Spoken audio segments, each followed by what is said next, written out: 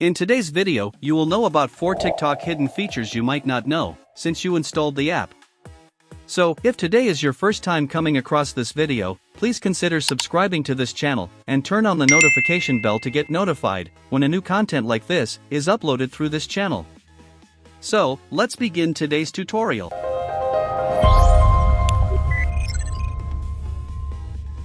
The first hidden feature on TikTok is that, instead of you sending an emoji directly from your keyboard to comment on a TikTok video, you can long press on the comment icon on the TikTok video until this emoji pops up, then click on any of them to send. The second hidden feature is that you don't have to leave your TikTok app or quit a video you're watching before you can open other apps on your phone. But you can long press on the video you are watching, then scroll to your right until you see this picture-in-picture option and click on it.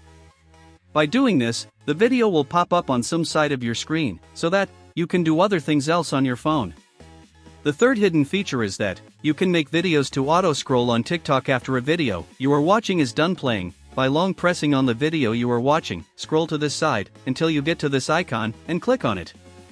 The fourth hidden feature is that you can access your watched history on TikTok by clicking on this search button, then tap on the dot on your keyboard to show in the search bar, and click on search.